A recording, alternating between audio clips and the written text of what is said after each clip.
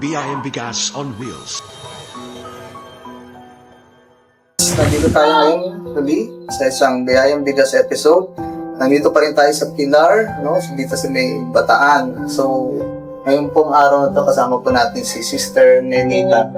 Itong bahay na kasi, malapit din sa dagat, ano po? Inaabot ho ito. Ay, naabot ka na Hanggang ba? dito ho.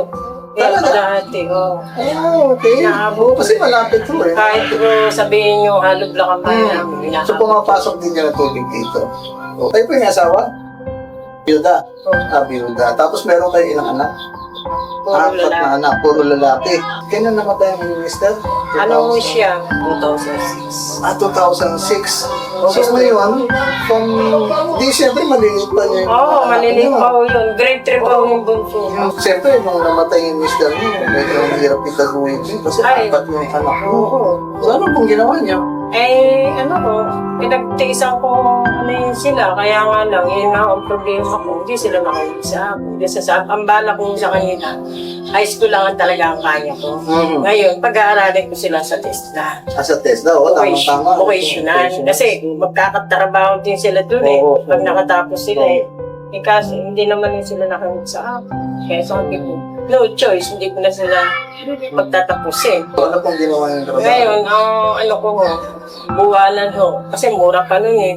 2,000, 1,500. Pag day off ho, bumabali ako. Tapos pinagkakasya ko na kung ano yung sana aabot yung ano. Talagang parang nung sa apat na anak mo. Kaya, Basta naman tatay, talagang hirap po, ano po. Okay. Tapos nabanggit niyo sa akin, nagtanggap na rin ngayon ng mga labada. naglalabad din ako. Plancha to.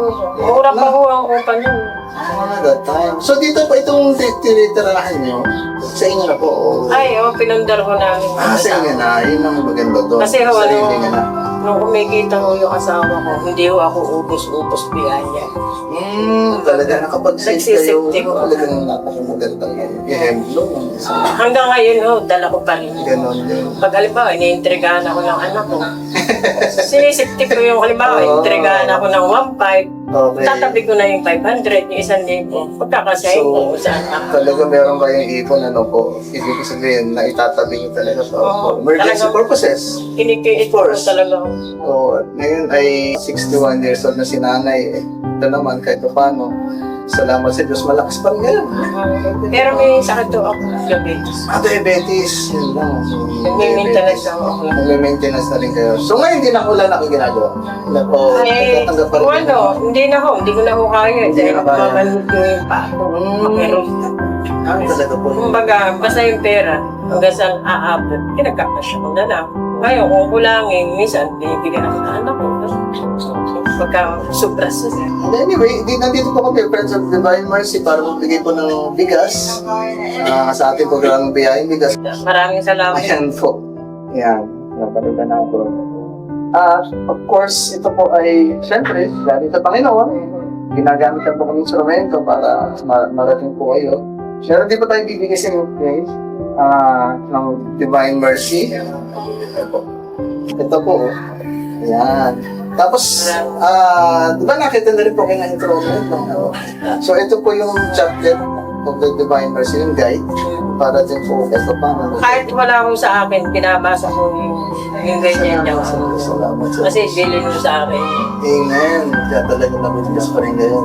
So, tuwing Sunday naman nakapagsimba ng babuta. Oo, nagsisimba naman ko. Kaya lang ako, pag kumikirot pa ako. Yun lang, ano?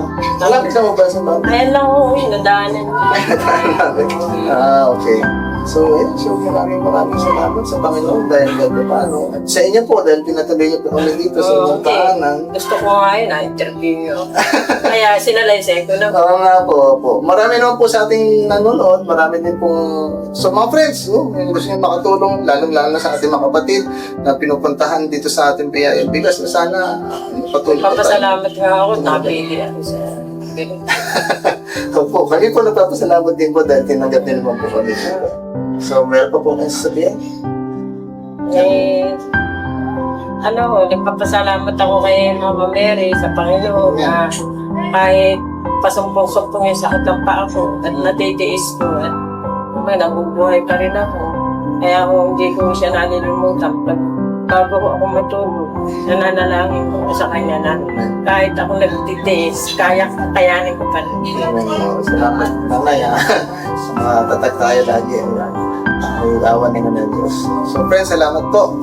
Bye-bye. Para sa mga nais tumulong sa Biyayang Bigas, maaari kayong mag-donate sa GCash number na makikita sa screen o mag-message sa aming Facebook page, Friends of the Divine Mercy.